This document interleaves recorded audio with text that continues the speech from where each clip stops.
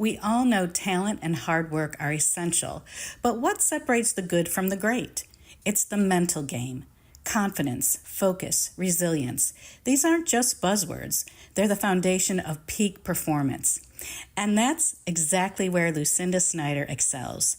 Through her Peak Flow program, she's bringing the mindfulness practice of yoga into and onto the field and courts, helping young athletes harness the superpower of their minds. Today, we're diving into how mental performance mastery can transform athletic potential and how Lucinda is leading the charge. So let's get started. Welcome to the Youthful Older Yogi podcast. I'm MJ Waddell, your yogi host and founder of Share Yoga. I've been practicing, teaching, and loving yoga for over 25 years. I'm an advocate of movement, creativity, and staying healthy in mind and body in the prime time of your life.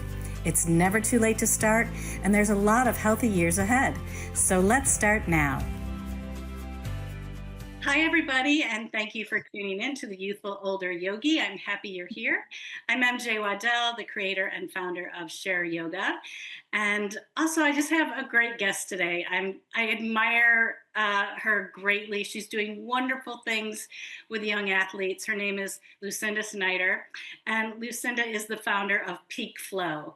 That is the name of today's episode, Peak Flow. We're going to really dive deep into that in just a bit, but a little bit about Lucinda. She's a registered yoga teacher. She's also a mindful meditation teacher. She is certified in mindfulness for student athletes.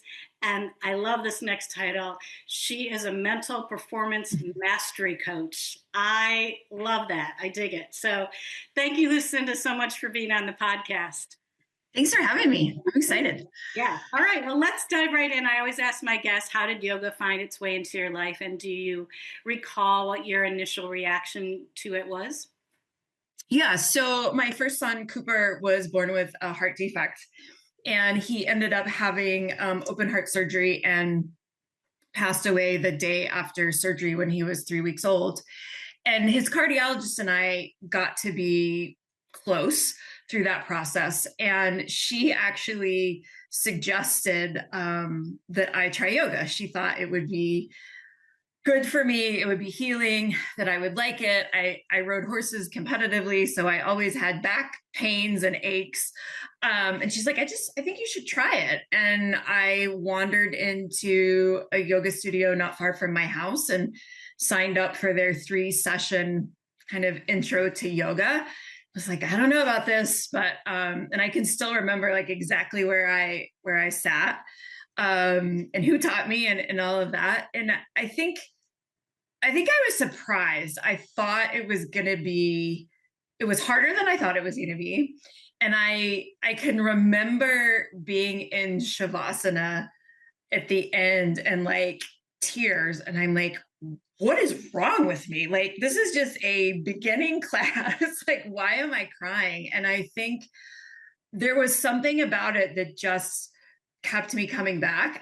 I've been one of those people that, I did Pilates for a long time, and then I did boot camps for a long time. And I would try kind of the latest and greatest like fitness thing, and nothing ever stuck, but yoga stuck. And I think it was because it was a place where I kind of deal with what was going on in my head, but also get in my body at the same time. So there was a little bit of that duality of being in my thoughts, but then out of my thoughts as well, if that makes any sense. So yeah, I thought I was crazy. I was like, why am I crying? And how do I hide the fact that I'm like sobbing in Shavasana? Well, first of all, I think you don't have to explain anything to me because I completely understand. Yeah. I have found myself weeping in pigeon pose many times or some other. Oh, yeah.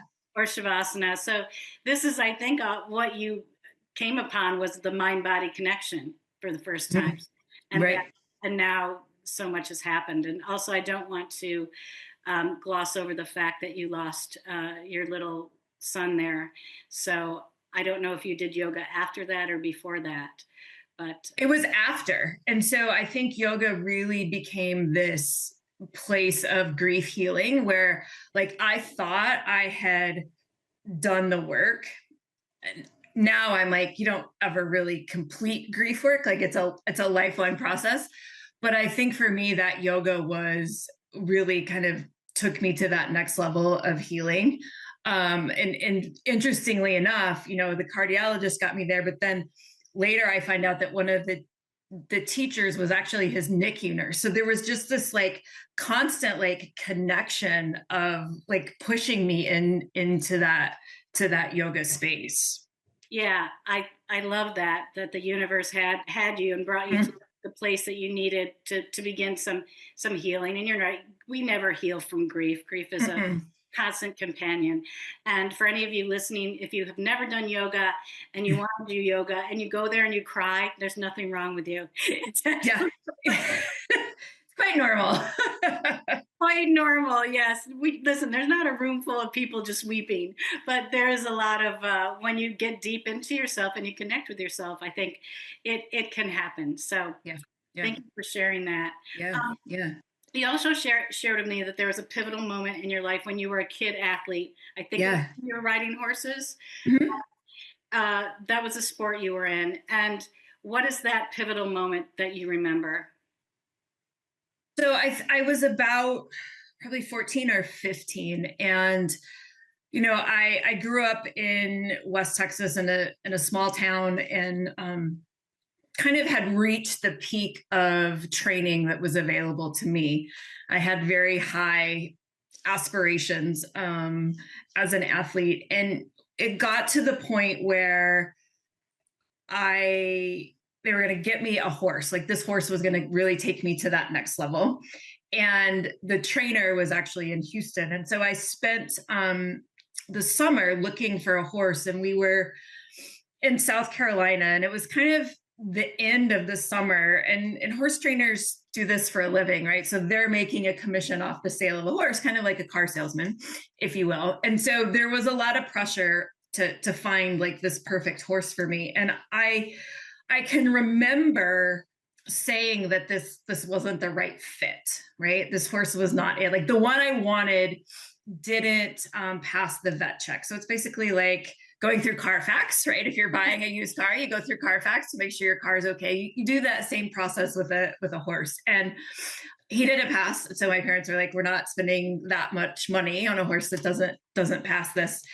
And there was something inside me, this sort of knowing, this voice that was like, this isn't the right horse. There's something that's not right. And everyone kept telling me, it'll be fine. It'll be fine. You're just nervous. You don't really know. You're just a kid. And I knew, and we went ahead and bought that horse. And shortly thereafter, probably a couple of months later, I ended up walking away because it wasn't the right fit. And I think that I had kind of a buildup in terms of, I got fearful. I began to have this like comparison. I was super critical of myself. I couldn't let go of mistakes. And so I thought something was wrong with me. And so that internal dialogue and that mental side of the sport kept building and building and building. And then it came to a head where I'm like, I'm just done. Like, I want no part of this because no one listened to me, but also like, I didn't know how to process what was going on. And really it's just part of being human, right? That part of our brain that's there to protect us, and that fight or flight, and to overthink things. And had I had skills to navigate that, I often wonder what would have happened, right? Would I have still made the same choice, or would I have made the same choice in a different manner? Because it was very traumatic, as you can imagine, to come in to your parents and be like, I'm done, get rid of that horse. I don't ever want to see it again. Right. Or had I dealt with it, differently. So. Yeah, that is traumatic. And I think, well, first of all, as a 14 or 15-year-old, you listen to your intuition. Hello. Mm-hmm. That is like, you listen to your gut feeling. Yeah. So many people push aside, and you talk about having the correct tools, but the other side didn't have the correct tools to trust your intuition. Right. And so I think that's also, may have contributed to this sense of what's wrong with me, Mm-hmm. And I'm sorry you went through that. I wanted to pop in and thank you for listening to The Youthful Older Yogi. I love bringing you great guests, education, and ways to stay youthful in mind and body. If you love the show and want to help me make it even better, please consider becoming a supporter. You get to choose how much and how often you give, and there's no commitment. And remember, I donate a portion of every dollar I receive to charity. For 2025, I've chosen United Nations World Food Program. Just click the support button in the show notes. And just as helpful is sharing the show with others. Thank you again so much for listening. And now let's get back to the podcast. Do you by any chance ride horses now just for pleasure? So I have at various points gone back to it, but it is really hard. I'm super competitive and it is really hard for me to get on a horse just for fun. I know that if I go there and I can't afford to do it the way that I want to do it, I just stay away from it. But someday, maybe in retirement or something, I don't know. It's all good. These life lessons, even though a lot of them they completely suck. They're just so sucky. Yes. And then, decades later, you can look back, but I'm sure at the time it was like the worst thing ever that could possibly happen in your life. So. Oh, absolutely. Yeah. Absolutely. And my parents' life, I think too, right? Yes. Yeah. So, and you work with kids this age right now. So, which is pretty cool. Yeah. So I want to dive into this. So you started teaching yoga how this peak flow evolved to a football team of 100 guys. Yes. 100 guys. Okay. So yes. First of all, that is like my heart is pounding just thinking about it. Right. Right. They're college age, so they're in their late teens, early 20s. And so can you tell our listeners about that experience and what you learned about that from that initial experience? Yeah, I was working at the University of Rochester in the financial aid office, and I was coming out of my teacher training, and I didn't entirely know. I knew I wanted to teach, but I didn't know in what capacity or what that would look like. Always been a sports family that went to grew up in Texas, college football, like that, you live and die by college football. So a colleague said, hey, the football coach is looking for somebody to teach yoga. He was new and he was hired to rebuild the football program there. And I was like, sure. How hard can it be? Right. You don't know what you don't know. And so I can remember, stepping on the field with all of these guys, like looking at me, and I was like, oh my gosh, first of all, I can't talk loud enough so that they can all hear me. Right. That was the first thing. I'm like, I need a mic, which sounded really kind of like high maintenance to have a mic, but I can't yell like a football coach. But what it was really interesting, is they're awkward, they're uncomfortable, they giggle, they laugh, I can make jokes and kind of banter back and forth with them. But one thing that I really noticed is for athletes that use their body, right? And these are big guys, they're big, they're strong. They had no body awareness, right? They had kind of no sense of where their body was in space. They knew that things hurt or were sore or tight, but they couldn't really tell me where, right? They're just like, everything hurts. So this lack of body awareness was very interesting to me. And then, I learned very quickly that athletes of that size, like their bodies don't move in the same way that yours and I do in terms of like flexibility. And I can remember asking them to do double pigeon. And I was like, oh my God, that was the dumbest thing ever. And I had to kind of like quickly like adapt on the fly because I hadn't thought through that wouldn't work in their body. So I learned a lot about adapting poses to them based on their range of motion and just what their body could physically do. But I think the coolest thing was when we got to the end and they were in Shavasana and they were all lying down, and to just watch this stillness and them just like settle into their body and probably breathe for the first time that day, right? This, U of R, they're very high academic. They're going to be people that change the world in terms of science and doctors and lawyers and, you know, all of that stuff. And so they're in their head a lot. And to watch them go from like up here, super anxious, like we're doing something we've never done, to really settle into their body was like, it was magical to just watch that stillness, right? And you're like, I'm on to something here. I want more of this. Yeah. And I bet out of those 100, maybe a couple wanted to cry. Yeah, I'm sure they did. I'm sure they did.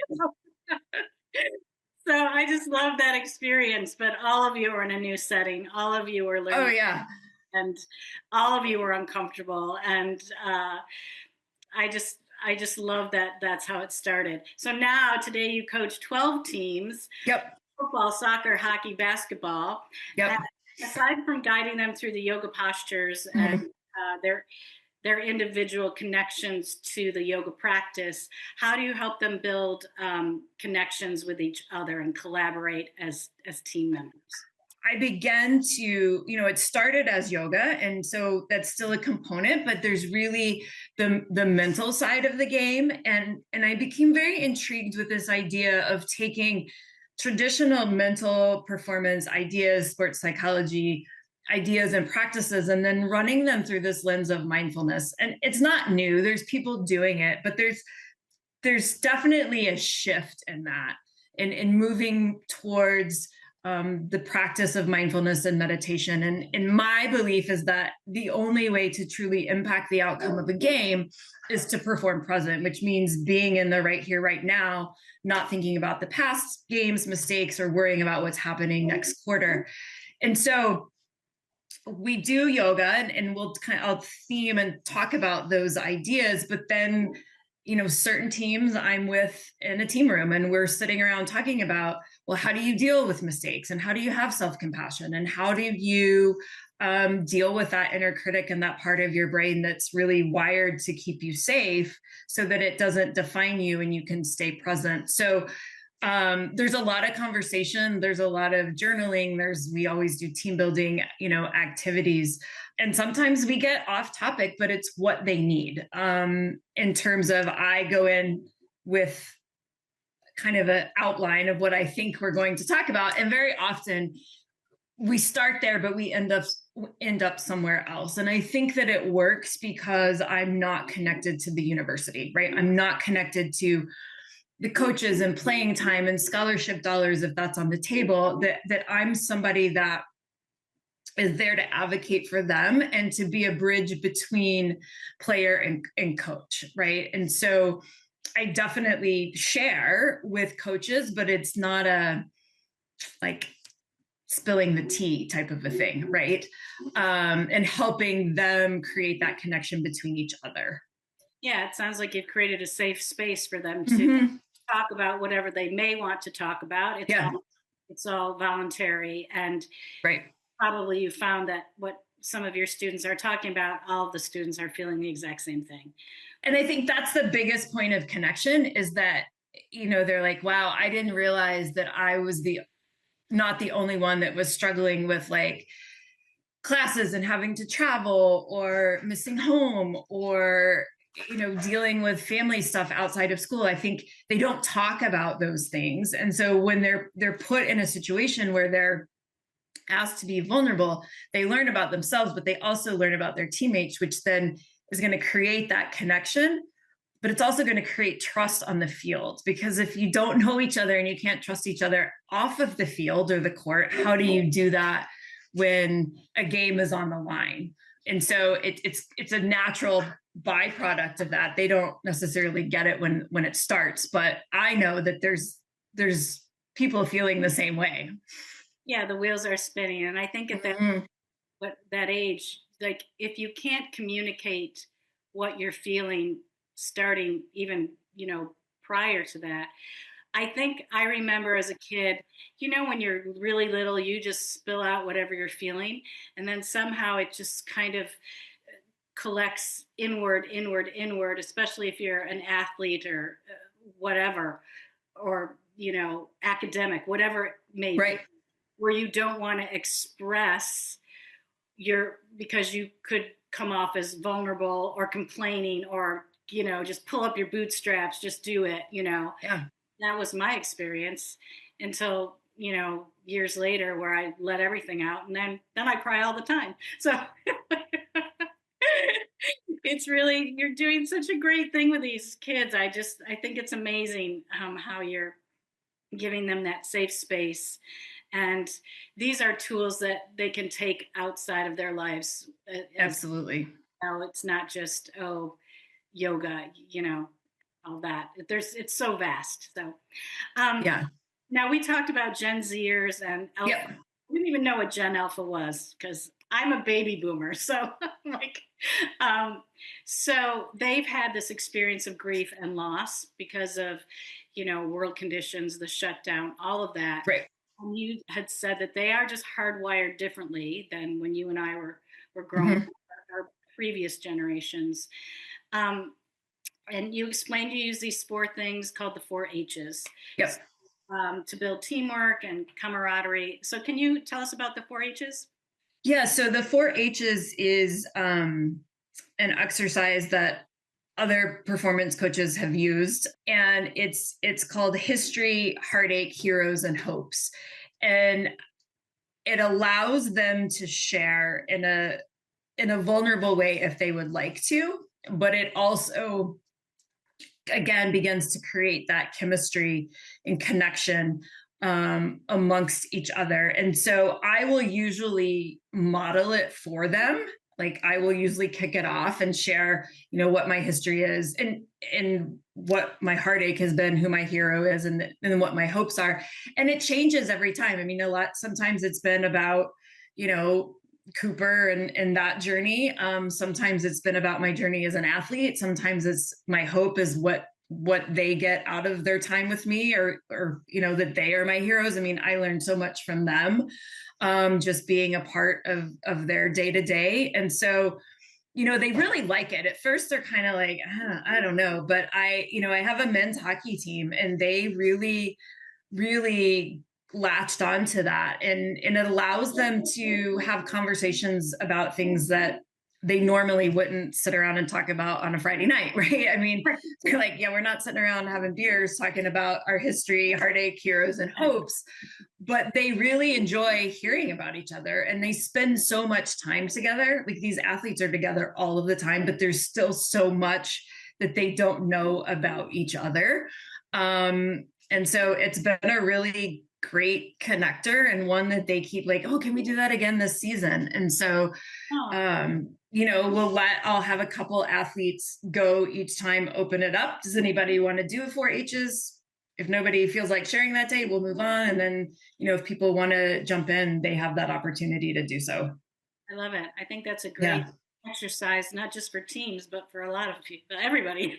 Right. Even one-to-one. That's great. You really learn about, because our human experience is so complicated and layered, and I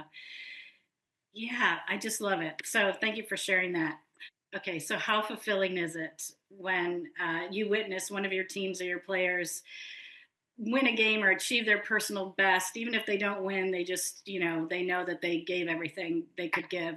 How is that for you? So it's awesome. I mean, I'm really competitive. So obviously, like, I like to win.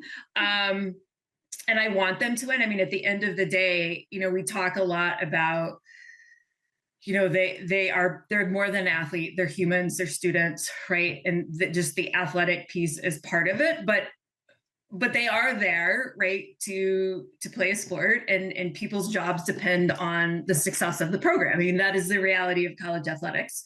Varies at different like divisional levels, but at the end of the day, you're there to win games. And so, it's a lot of fun when they win and have success and win championships. And I've been lucky to be with teams that have won those championships. And then, then the next year, and what I love about it is it's a brand new team the next year. So, last year we won championships, and then this year we're really struggling. So then it becomes this like puzzle piece of like, that's really when you lean into that mental stuff, because it's easy to do the mental work when things are going well, right?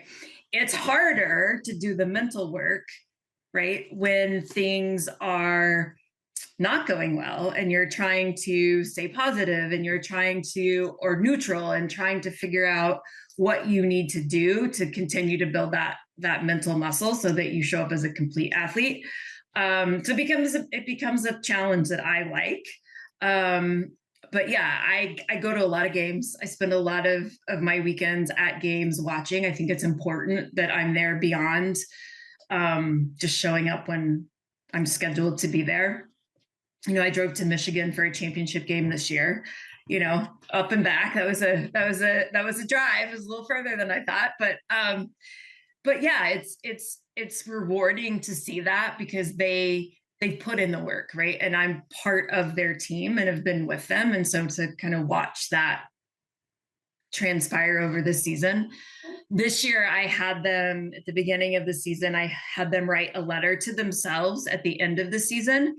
Like, from that perspective, what do you hope to have accomplished? What did you learn? What were your, struggles? And so my fall batch of students, I sent them out maybe in November, right before they went home. And so a lot of them have kind of reached out after, when they got their letters, and they're like, wow, it was really crazy. Like, everything that I put down that I wanted to happen happened, right? That's been a really cool thing for them to look back on and see the growth, because I think when you're in it, they don't see it, but I see it from August to November, right? Yeah. And I think also with anybody, I always say, what you believe, you'll receive. Mm-hmm. So I think that exercise, just that letter going, because they're already thinking it. They're already trying to manifest whatever they wrote. Yep. Yeah. And I think, the whole mental mastery part of this piece,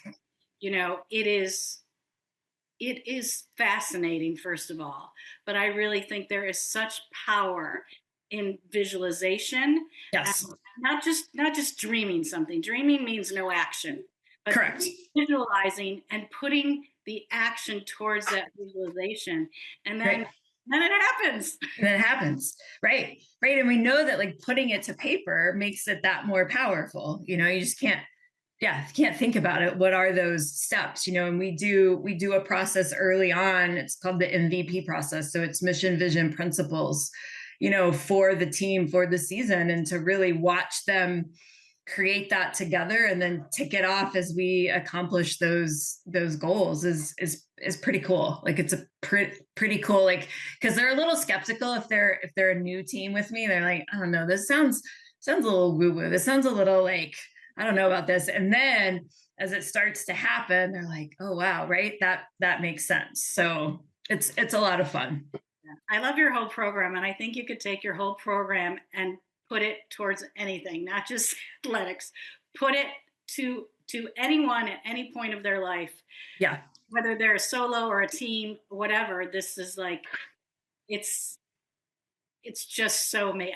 I'm just admire it so much. And you had shared to me that, you started off with 100 guys and then it's evolved. It's evolved now. And what is 7 seasons you've been doing this now? Yep. That's so amazing. So, and so now the athletes kind of, do you think, understand the superpower of their minds? They do. I think I think the beautiful thing is, that football team I started with, I'll be going into season 7 with them. And so now it's just like, well, this is part of our team. This is what we do. I think once you have that buy-in, that's just the expectation. And there are coaches that use that. This is a recruiting tool. Like, this is that we have her. This is what is important to us. We work on this. Mental health is a big buzzword in college athletics, and as it should be. And this is a piece of that, right? Mental performance is not mental health, but they are very much connected, right? And so giving them a space to open up in a way that can address the mental health, or begin to, if they need to go somewhere, if they need to then go see someone on campus or something, it's a great place to start. So they're very much interconnected, even though that they're separate. But, there's always those that it's not going to resonate with, and that's fine. That's fine. It's as long as the leaders have that buy-in and the coaches have the buy-in, and obviously they wouldn't hire me if they didn't. We usually get everybody, for the majority, on board by the end. Love it. And let me ask you this personally: are you able to do any of your own yoga practice? Because I know, try.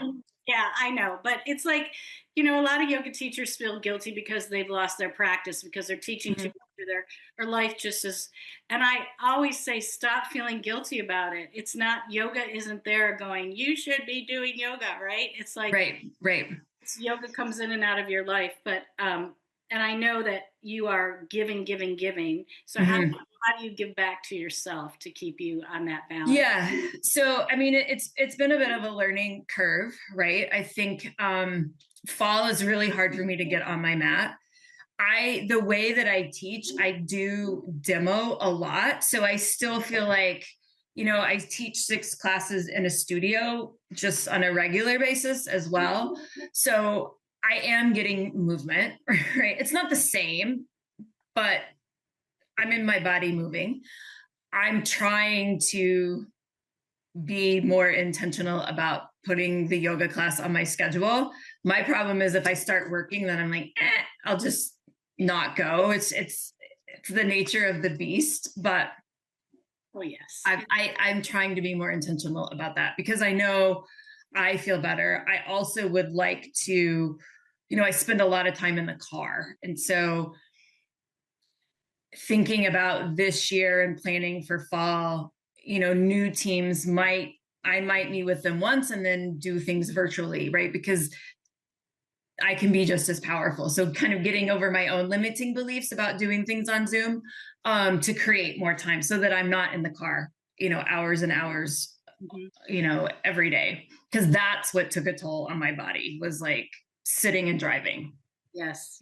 Well, I actually love driving. One of my other gigs is I drive injured patients to their appointments. Oh, I love that. And sometimes I drive, you know, 60 or 70 miles to their point.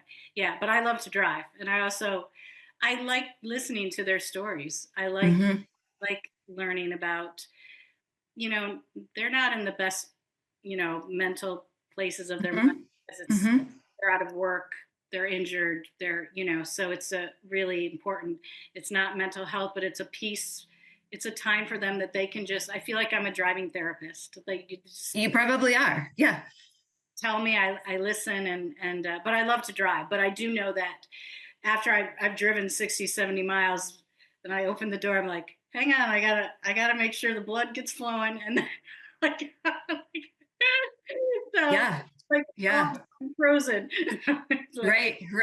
Yeah. So you're learning how to set your boundaries as you move each season. You're just learning. I love what you told to me. We have a pre-interview, and you said you don't really plan your class. I mean, you have an outline, but you know you don't plan. And I am the same way now. I used to be a complete planner, write everything out, everything like blah, even down to what I'm going to say. And then I'm like, oh my God, I'm exhausted. Yes. Yeah, it's funny because I'm helping teach a yoga teacher training this weekend. And I was talking to the owner of the studio, like, what do you want me to do? And I was like, look, I'm not going to plan it. Like, I'm just going to go in and like, I kind of know, and you want me to talk about sequencing, but I'm going to fly by the seat of my pants. Cause that's just how I am. If I get married to something and then it goes off track, I'm going to get really distracted and like derail. And also, you don't know who your audience is. So correct. So if you're a younger yoga teacher, I'm not saying don't be prepared and plan. No. You could have a room full of people. You might have, you know, planned, I'm doing a whole backbending season, and they, you know, they're not at that level or whatever. So you have to, you know, you can still do a backbending practice, but you have to know how to navigate. And so don't put so much pressure on yourself, yogis. If you're you already know more than the people in the room. That's what I always say. Yes. And I was lucky that the woman who I did my teacher training with, she would not let us like write down and then read off of, like, she's one of those believers, right? I mean, she always has an idea in her head and then goes with it. But she's like, I'm not going to train you so that you're married to this like notebook. And you know, what happens if, I mean, I miss things all the time. I'm like, oh, miss that.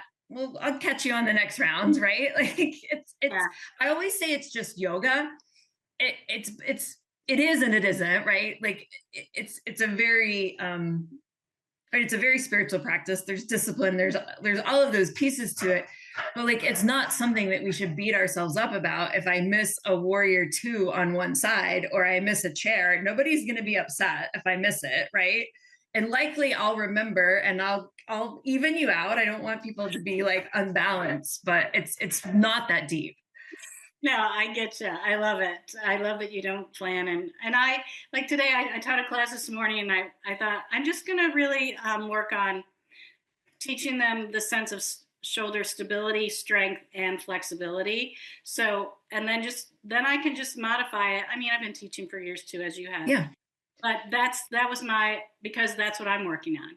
So I just teach what I'm working on, basically, and then it somehow evens itself out. So yeah. But I don't teach 6 class. I teach once a week because I got burned out teaching too much. So you have a lot going on.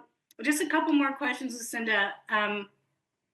So as you lean into the prime time of your life, the prime years of your life, have you noticed anything surprising that has happened, or either mentally, physically, emotionally, that you weren't expecting?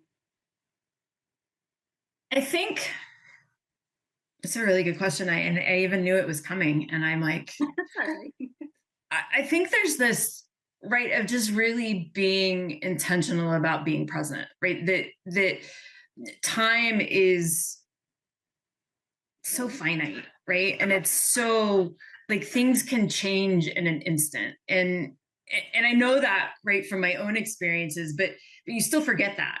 And so to really just kind of embrace whatever comes up. I think the other thing is that I think when I was younger, I thought, oh, when you get to this age, like everything's great and it's happy all the time. And it's like, but life is just kind of boring. And like wrapping your head around, like, it doesn't have to be exciting all the time to be fulfilling, right? Like I am just as happy sitting on the couch watching like a Netflix series as I am out with friends, or people at a sporting game or whatever that we do. Like if you're in the moment and present, it's all meaningful. It's when we start to attach those expectations to it that I feel like I would get derailed, and it took me a long time to figure that out.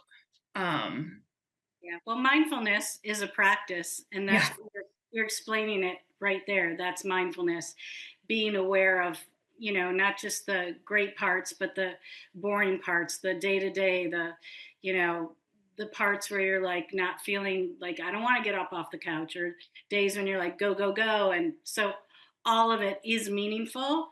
And I'm in a course right now to become a certified mindfulness teacher as well. So I'm which I've done lots of meditation. So it's not like foreign to me. Right. And I have meditated every day at least for 5 minutes, but now it's like I'm going 20 to 30 minutes every morning. And then it just spills into your day, this just awareness of, first of all, time. Got a little thing on my where I put my keys. It's a little purse, and it says, "Where the fuck did my day go?" Right. What? So, but I think it's very, it's being mindful and know that just to make it count, make all of it count. Thanks for sharing that. And do you currently have a favorite yoga pose or something about yoga that you love? So I love half moon. I have always loved half moon. I tell this story all the time. I'm sure my students are tired of hearing it, but like when I was learning, when I was new to yoga, right, I felt like I had to be able to do all of those fancy poses, right? Now I can't do half of them. That's fine, right? Like I can do a headstand, can't do a handstand. Like I'm okay with that. Like that's fine. But half moon, like I really wanted to do it. So I thought it would be a great idea to practice half moon in my shower. Now, because I had a I have the bathtub and the shower, and I was like, well, I'm in this contained space. Like how where can I go? And now that I look back and, everybody kind of chuckles at that story, but it probably wasn't the safest thing. And I don't recommend that, but I have always loved Half Moon. I feel like there's something like very powerful about this grounding down and this like reaching up. I love it. I love playing with the transitions in and out of it. It's always been a favorite. And was the water running in the shower while you were The water was running in the shower. Yes. Like, I don't know. And maybe because I was a mom with a young kid and I was like, this is a place where I can actually be alone. Right. And nobody's going to come in and the door's locked. So I can just practice it in here. I do, practice a lot of like transitions and kind of creative stuff, like in the kitchen or in the bathroom. I don't know why, but you find your space that works and you work with it. That's great. That's right. But yeah, probably not the best idea on my part to do it in the shower, but yeah, it's always been a favorite. I love it. Well, when you were telling that story, I envisioned you on top of your horse doing Half Moon. Well, yeah, I mean, if I could try that, I probably would. No, I'm not saying, but when you go and see exhibits of the bareback riders and all. Yeah, absolutely. So I'm like, oh, she could just do it on her horse. Like yeah. Well, last question. And this wasn't, I didn't give it to you. So it's okay. Question. It's not a trick question or anything. So okay. Usually the question is knowing all you know now and, right. Gathering up all of your life experience, what would you want to tell your younger self? But I like to reposition the question, knowing all you know now and all of your life experience, what do you want to tell your future self? I think that I had the power all along. Right? Love it. Yeah, love it. Because yes, yeah, I love it. That's all. I'm not going to say anything else more about it. I just love asking that question. And I try to ask that question to myself quite frequently when I'm in some type of dilemma or something. What do you want to tell your future self after you've been through this? So, well, this has been so lovely and fun. It has been fun. I love it. I admire you so much, Lucinda. How can people find you? And you're up in Rochester. I just want to say she's based in Rochester, New York, and you have several teams outside of Rochester as well, or are they all in? Yep. No, they're outside. Yeah. So where can people find you? So Instagram, Peak Flow. I think it's peak_flow_ on Instagram. Facebook, same. LinkedIn. I tried to use all the same ones. We're in the process of rebuilding the website, so that'll be up hopefully by the end of this month, which is just a few short days away, but that was the goal and I'm just plugging along. So it's peakflow.info is the website. Yeah, I've been to the website and your video there. It's wonderful. Thank you. Yeah. And I will put all of your links in the show notes so people can find you wherever. Yeah. However they want to connect with you. So again, Lucinda, thank you so much for sharing your time and your insights and your mental mastery lessons. I love it. And I just want to thank you so much for being on the Youthful Older Yogi. Thanks for having me. Take care now. Well, that was lovely to have Lucinda on. And as promised, we're going to explore, this is mudra number 3, I believe. Third mudra, yes. And today's mudra, it's called Kali mudra, Kali mudra. There's a couple other names for it. Shepana, I'm not sure if I'm pronouncing it right, is also, that's another term for the same mudra. So this is the mudra of letting go, Kali mudra. And Kali is a Hindu goddess, and she is a fierce symbol of destruction and renewal. And she represents the power to destroy the ego, any attachments, negativities, illusions, and clear the way for some transformation. She is fearless and she has hidden powers. So when you need to rid yourself of any negativity, old habits, toxic relationships, frustration or suffering, this mudra is like saying, This has no use for me. I'm letting it go. Okay, so Kali Mudra is when you bring your hands together, you interlace all your fingers, you cross your thumbs over, and then you release your index fingers so they point up like a steeple. Okay, so this is Kali Mudra here. One article I read said that males do one thumb over the other and females one thumb over the other, but most of the things that I read about it or researched, it doesn't matter. You just cross the thumbs. So all you do is interlace your fingers, you release your index fingers to point upwards. So, and then you cross your thumbs. So, and the index fingers, they represent direction and focus. And it symbolizes Kali, the Hindu goddess. She holds this sword. And that's what the two fingers symbolize here. And the thumbs interlaced, they symbolize strength and unity. So you can do this mudra anytime. A lot of, when you're in yoga classes, a lot of them will do it in warrior one. You'll be standing and your arms will be up. You can do it in chair pose.